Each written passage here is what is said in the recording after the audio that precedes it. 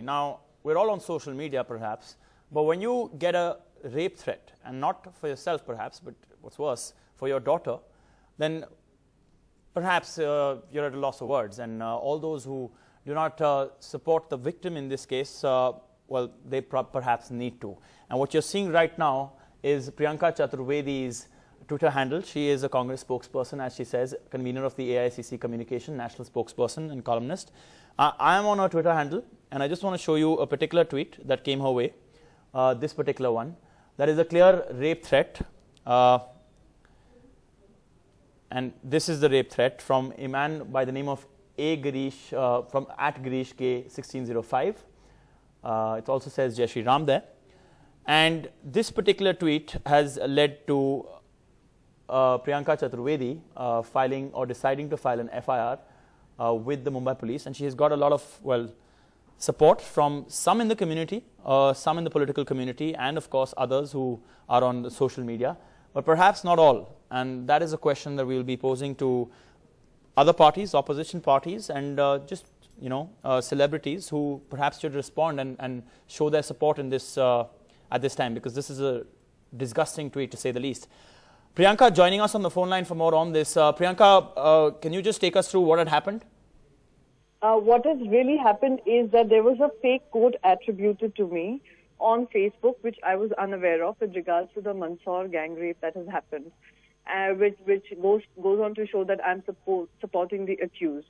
This happened to go viral on various platforms, through WhatsApp, through Facebook pages.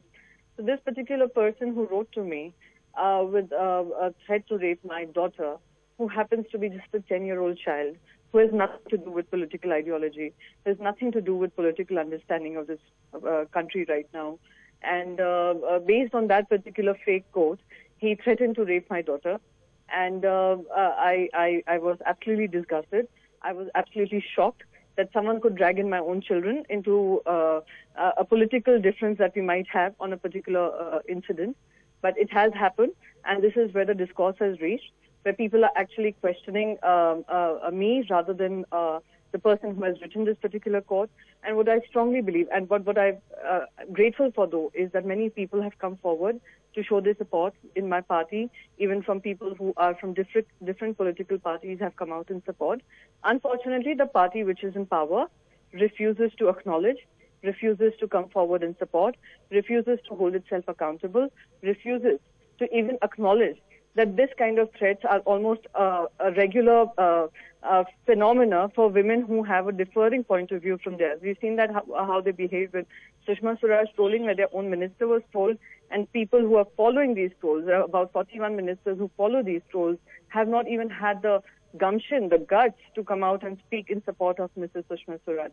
So this is what the women of India are facing at this point in time, who happen to be vocal, who have a differing point of view with regards to the government, but refuse to get support, and who refuse to even get acknowledgement from the government that this is a grim reality the nation faces today. All right, Priyanka, just to clarify for our viewers, the 41 ministers may be following certain trolls, but not this one. As you said, this one is a 10-year-old child? This one, the threat is to my 10-year-old daughter. Ah, okay. Just to be clear. All right, so you don't know who this person is because now Twitter has already removed his account, correct? Twitter has removed his account, or he's chosen to run away from accountability, because I had categorically mentioned I'm going to take this to a logical conclusion. I will take legal recourse and ensure that people spreading this fake viral message about me saying something, and on the basis of which I'm getting these rape threats for me and my daughter, is held accountable. Final question for you. While you may be in the political world, part of the opposition, but you also interact with those in the government often, because, well, that's what happens in politics. So my question to you is, are you surprised that none of your colleagues in the political spectrum where the government is actually have supported you vocally, publicly? People within my organization have been very supportive and have come out in support. But what is unfortunate, even from people from different political parties have come forward. But who has not come forward in support is a party which is in power, a party which has often been accused of not listening to the other point of view. We know they have organized trolling. They synchronize this trolling. It is a part of their political narrative on social media to target those people who have a differing point of view as that of the government of the day. Okay, we're going to try and get a response from the BJP to that as soon as possible. But final question, ma'am. I'm sorry I'm asking this, but does your daughter know about this even?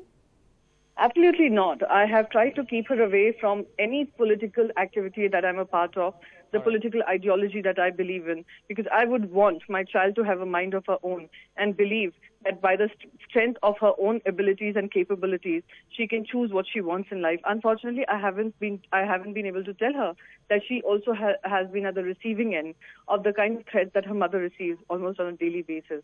I wouldn't want my daughter to go through that stress so early in her life.